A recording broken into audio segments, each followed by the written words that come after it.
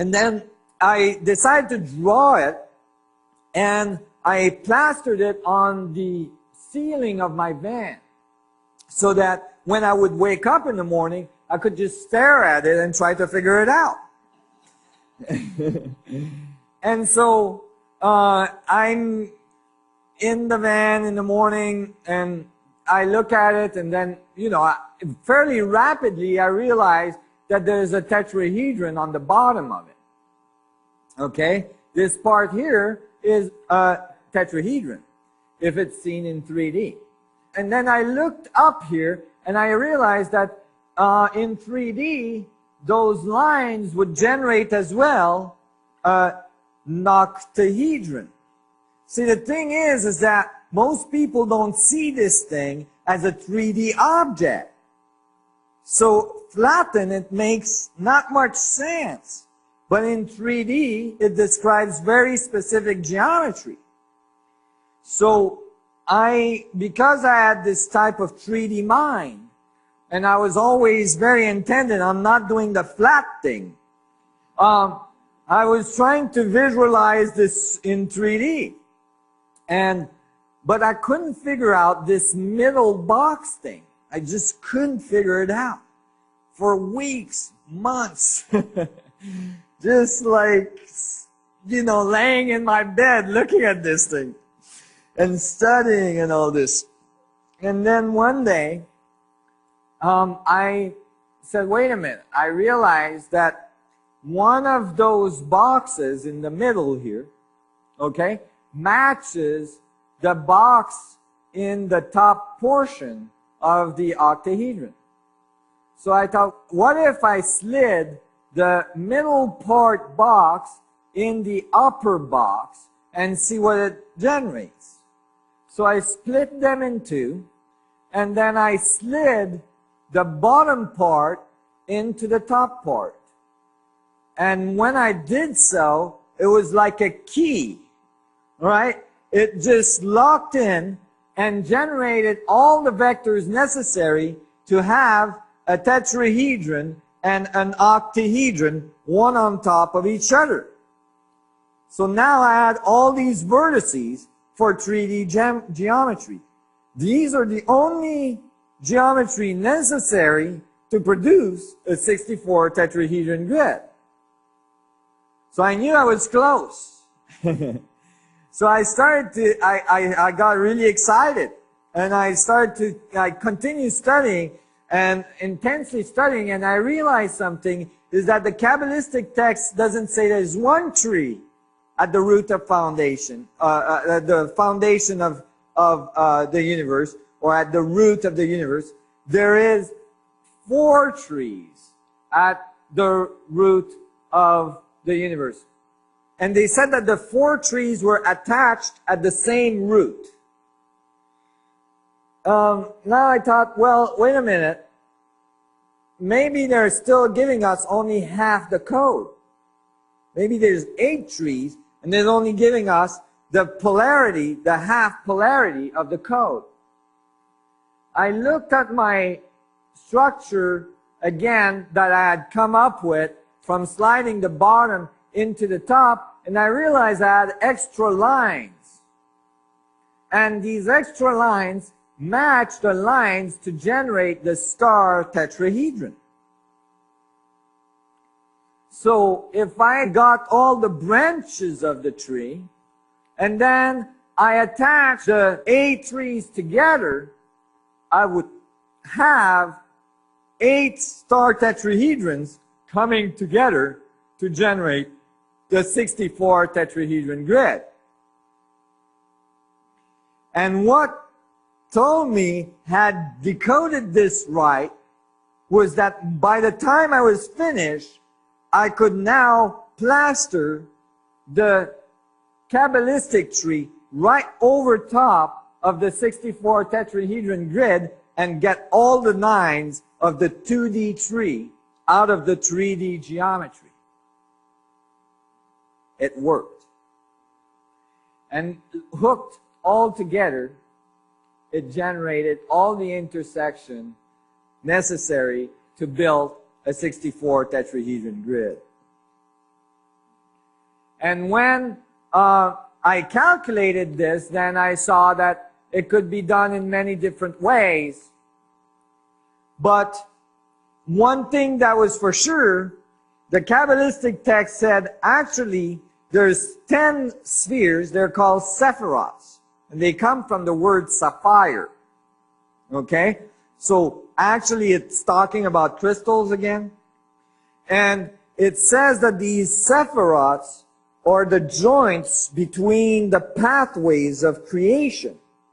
And it said that there was this 10 sephiroth to one tree, but because they're all hooked to the same center, to the same root, which is called the crown sephiroth, which is described as a point of indwelling where God falls or God goes towards infinity. Okay? Basically describing a singularity. When they say that, they say that one doesn't count. So you get 9 sephiroth per tree. Well, if you have 8 trees and you've got 9 sephiroth per trees, 8 by 9 is 72. And now you're right back to the 72 powers of God. And the code has brought you all the way back to the beginning in a feedback loop of coding information. And so I continue to find the solution to this. We did a small animation on how the trees come together, and it's literally the trees compressing together, creating that collapse into singularity, generating the code. It's quite amazing. Then it generates all the joints necessary to produce the 64 tetrahedron grid. So I wrote a little thing on this. It's an old book I wrote. It was all my findings on ancient civilization. I didn't write anything on. I wrote some physics in there, but just layman physics because I wasn't prepared yet for that. And the day I was writing this part of this little booklet that some people here have, that day, while writing this, I decided to log on to the net and look at what, is happening in the crop circle world. And sure enough, that crop circle occurred that day. That was freaky. So it really, was an amazing journey through this information of the Bible and the codes of ancient civilization all around. And I really was taken by it. And it was so confirming, and it just took, and every step of the way, it just kept on confirming. And, in this short presentation, yeah, I don't have time to go through all the details. I do give week-long presentations where, we have time to go through all the details of things. And even then, in a week, I usually still run out of time. But there's so many of this amazing confirmation that came along the path. Every step, every time I would doubt, something else would come out and grab me and show me the way. And and it brought me to a very different view of not only our past, but our possibility in the future, and how we move from here to the next level, how this change that so many of us are feeling on the planet is going to occur, and how we can help it, and how we can help ourselves through it. To this day, I'm finding stuff. I mean, it's amazing. There's so much stuff out there that relates to this. It's almost like there's nothing else. And in case of this being correct, then there isn't really anything else.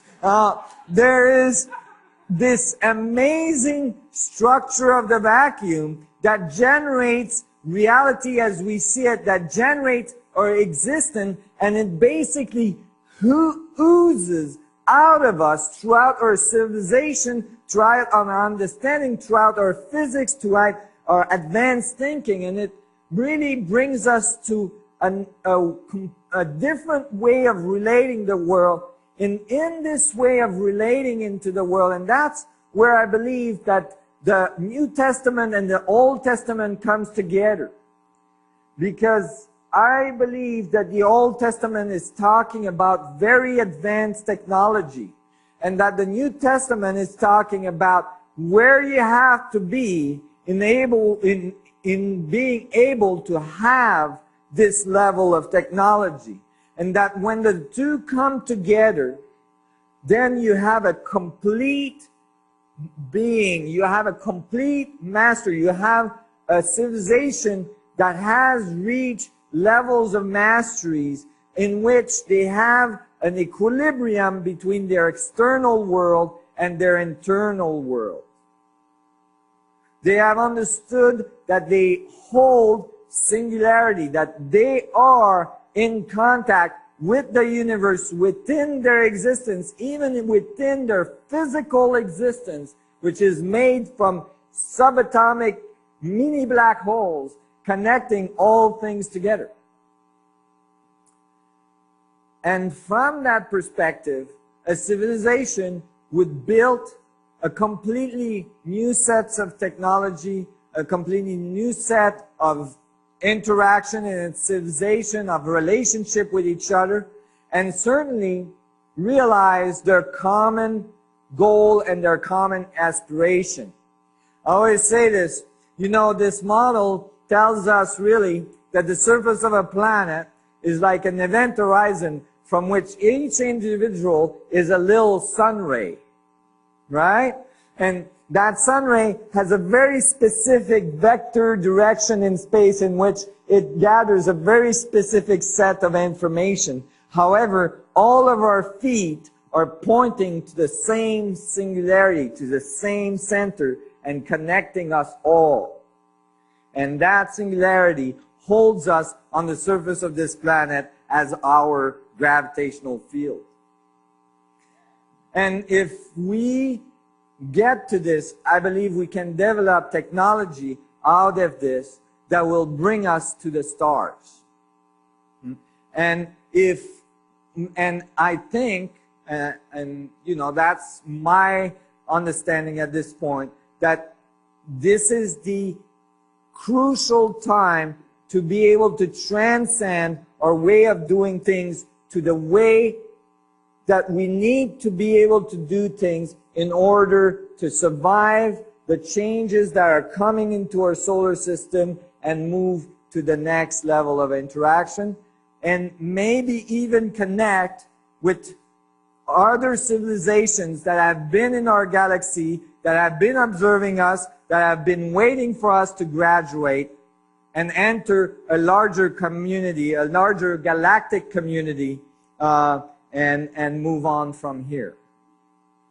So, thank you very much for all your attention today.